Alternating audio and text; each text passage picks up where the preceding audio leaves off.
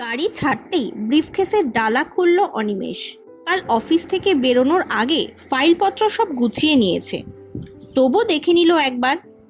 Target turnover, discount commission, তথ্য পরিসংখ্যান নিখুঁতভাবে হাতের কাছে থাকা দরকার। টার্নওভারের ফাইলে চোখ বোলাতে বোলাতে অনিমেষ সিগারেট ধরালো। কেমন যেন একটু অস্বস্তি হচ্ছে। কেন হচ্ছে? গাড়িটা বদলে গেছে বলে? সম্ভবত সেটি কাল বিকল হয়েছে, তার বদলে এই মারুতি ভ্যান। কিন্তু তাতে অস্বস্তি কিসের? বদলি হিসেবে এ গাড়ি তো ভালোই। ড্যাশবোর্ডে ঝিনচ্যাক ফিটিংস আছে, চাইলেই আরাম করে পা ছড়িয়ে বসা যায়। গাড়িটা অ্যাম্বাসাডারের তুলনায় পলকা বলেই কি অপছন্দ লাগছে? কোন রাস্তাটা ধরবো স্যার? কোন রাস্তা মানে? অনিমেষ মুখ তুলল। অবশ্যই বম্বে রোড ধরবে। সে জানি স্যার, কিন্তু কোন দিক দিয়ে ঢুকবো? কোনা এক্সপ্রেসওয়ে না আন্দুল রোড? না না, আন্দুল রোড নয়, ও রাস্তার যা হাল। বলেই ফাইলের চোখ নামাতে যাচ্ছিল অনিমেষ। হঠাৎ রিয়ার ভিউ মিররে দৃষ্টি গেঁথে গেল। গেঁথেই আছে। ড্রাইভারটাকে চেনা চেনা মনে হচ্ছে।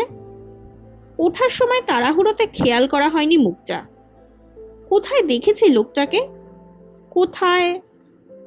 নাক মুখের আদল, তাকানো, কথা বলার ভঙ্গি সবই এত পরিচিতি কেন লাগে? ভুরু কুচকে অনিমেষ জিজ্ঞেস করল, তুমি কোথায় থাকো বলো তো? বারাসাত, ড্রাইভারের সংক্ষিপ্ত জবাব। বারাসাত? প্রচণ্ড গতিতে স্মৃতি মন্থন করল অনিমেষ। এক কিশোরের মুখ ফুটে উঠছে। অস্ফুট স্বরে প্রশ্ন করল, তুমি, তোমার নাম কি? রমেন। ড্রাইভারের ঠোঁটের কোণে এক চিলতে হাসি ফুটেই মিলিয়ে গেল। রমেন বিশ্বাস। তুমি, তুই রমেন? আমাদের প্রফুল্লনগর হাই স্কুলের রমেন? এই দাঁড়া দাঁড়া, গাড়ি থামা, গাড়ি থামা।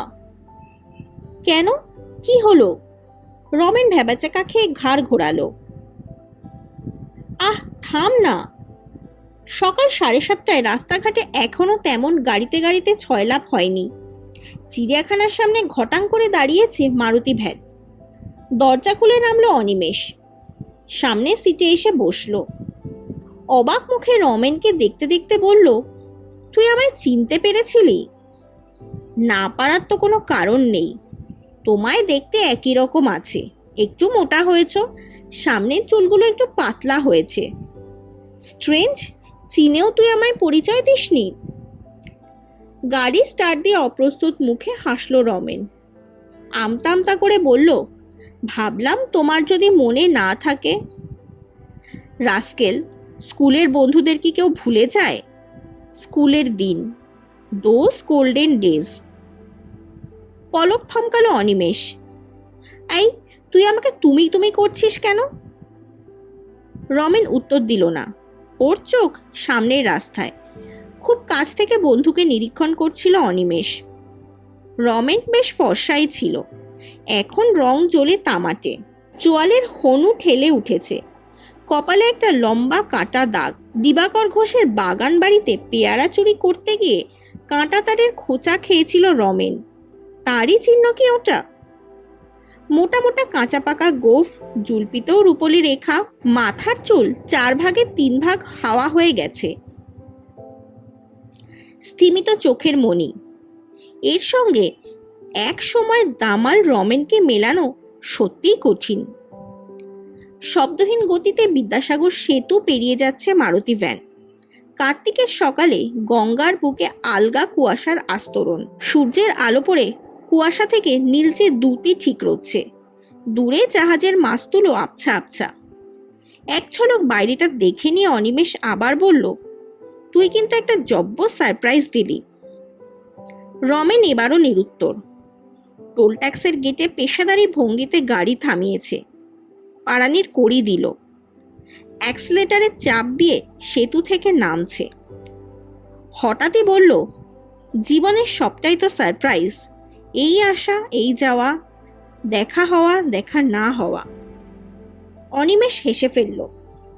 ঠোঁট উল্টে বলল, ওরে বাস, এ যে একেবারে দার্শনিকের মতো কথা বলছিস রে। নে, একটা সিগারেট নে। সামান্য ইতস্তত করে রমেন নিল সিগারেট। অনিমেষের বাড়ানো লাইটারে সিগারেট ধরালো। আস্তে আস্তে ধোঁয়া ছাড়ছে। চোখে মুখে এখনো সংকুচিত ভাব। বন্ধুর এই অসহজ ভাব অনিমেষের পছন্দ হচ্ছিল না। রমেনের জড়তা কাটাতেই হালকা কথার গল্প জুড়ল। তোর সঙ্গে কতদিন পর দেখা হলো বলতো? কত? তা 30-32 বছর পর। তা তো হবেই, সেই ক্লাস 9-এর তুই। অনিমেষের কথাটা আটকে গেল। ক্লাস 9-এর ওই স্মৃতি মোটেই সুখের নয়। সেবার অ্যানুয়াল পরীক্ষায় অঙ্কের দিন জিওমেট্রির এক্সট্রা আটকে গিয়েছিল রমেন। পেছন থেকে বারবার খোঁচাচ্ছিল অনিমেষকে। হঠাৎই তীরবেগে ছুটে এসেছেন মাধব স্যার। দুজনকেই কি ধমক! রমেনটা ছিল বেশ টেটিয়া টাইপ। ফস করে স্যারের সঙ্গে তর্ক জুড়ে দিল। ব্যাস, সঙ্গে সঙ্গে হল থেকে আউট। প্রতি বছর ইংরেজিতে গাড্ডু তো খেতই, সেবার অঙ্কটাতেও গেল। 2 সাবজেক্টে ফেল বলে আর 9 থেকে 10-এ ওঠা হলো না রমেনের। পরের বছরও রমেন পাশ করতে পারেনি। তার পরের বছর তো রমেনের বাবা মারা গেলেন। স্কুল ছেড়ে দিয়ে কোথায় যেন চলে গেল ওরা। রমেন নিশ্চয়ই তারপরে আর পড়াশোনা করেনি। সুকৌশলে প্রসঙ্গটা একটু ঘুরিয়ে দিল অনিমেষ। প্রাইভেট কোম্পানির উচ্চতলায় চাকরি করে কথা বলার কায়দা কানুন সে ভালোই রপ্ত করে ফেলেছে। বলতে কি, সে তো কথা বেচেই খায়। উদাস স্বরে বলল, হ্যাঁ রে, পুরনো বন্ধুদের কারুর সঙ্গে আর দেখা টাকা হয়? ওই 1-8 জনের সঙ্গে, কালে ভদ্রে। একটু বুঝি স্বচ্ছন্দ হয়েছে রমেন। ঘাড় ঘুরিয়ে বলল, সেই যে আমাদের সঙ্গে পড়তো শঙ্কর। কোন শঙ্কর? বেটে শঙ্কর? শঙ্কর পাইন? না না, শঙ্কর দাস, লম্বা কালো। ও এখন 77 নম্বর রুটের বাস চালায়। তারপর আমাদের দ্বিজেন, সে তো এখন পুলিশ, ট্রাফিক। রমাকান্ত, মানে আমাদের রমা, সিগারেটের দোকান দিয়েছে কাজীপাড়ায়। তোর সঙ্গে কাদের যোগাযোগ আছে? ওই বেটি শঙ্করের সঙ্গে আছে, বহুদিন স্টেটসে ছিল, এখন যাদবপুরে পড়াচ্ছে। আর হেমন্ত এখন খুব বড় লেখক, জানিস তো, গল্প উপন্যাস লেখে, প্রচুর ফ্যান।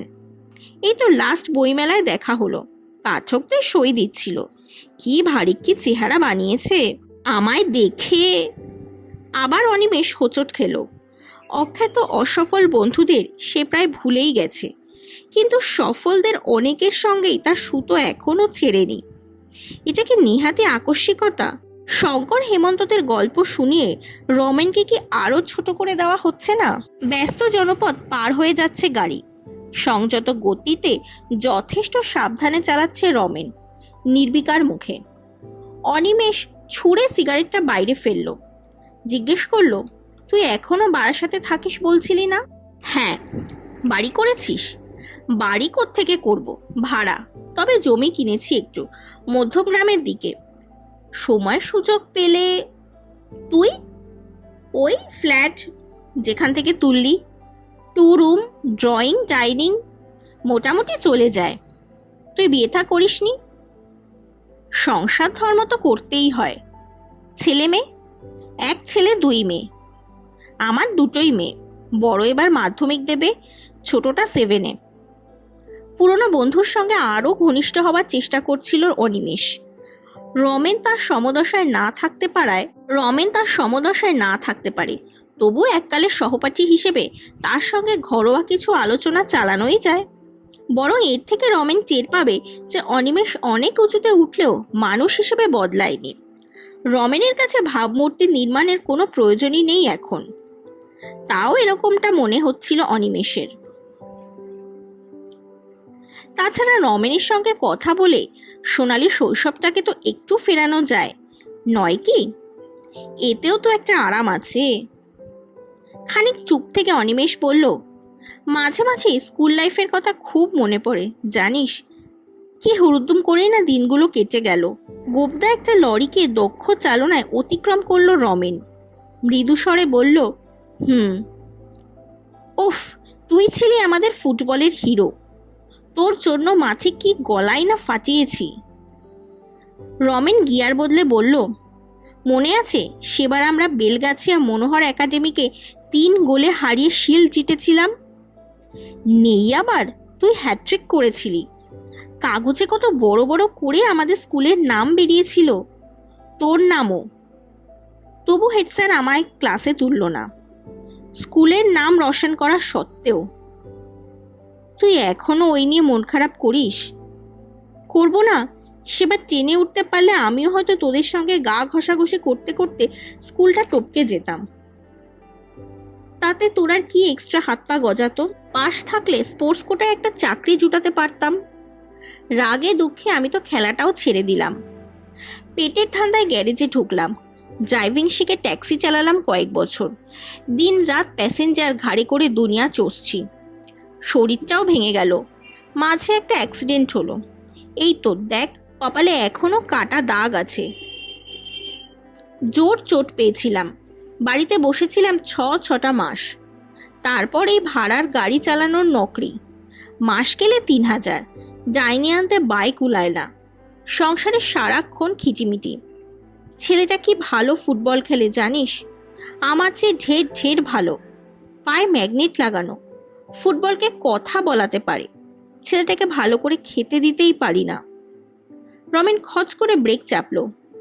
এক প্রাইভেট বাসের পিছু পিছু স্লথ গতিতে চলছে মারুতি ভ্যান।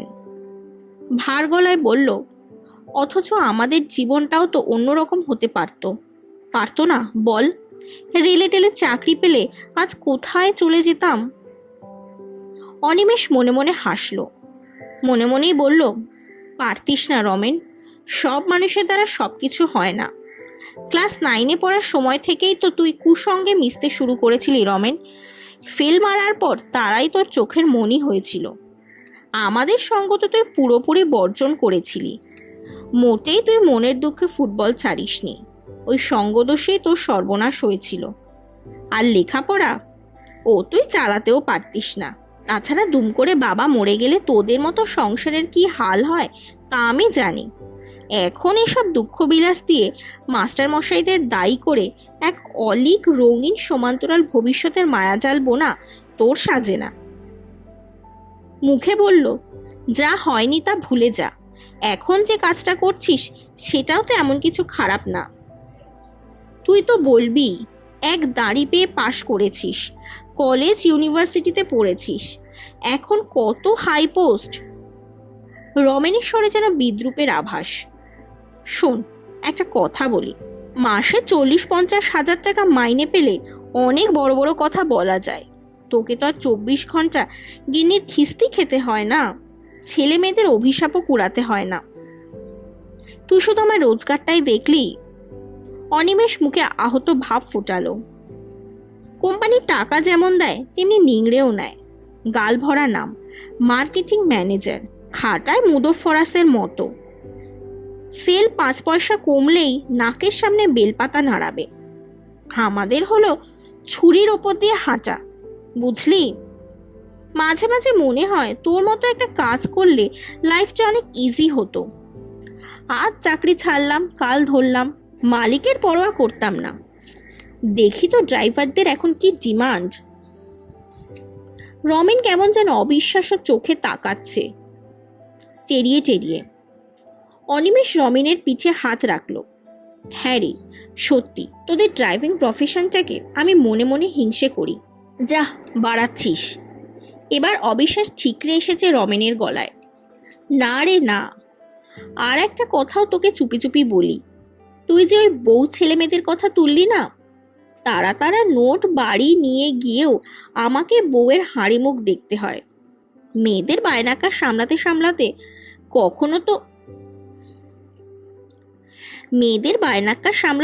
কখনো কখনো তো চুল ছেঁড়ার উপক্রম। চাহিদার কি শেষ আছে রে?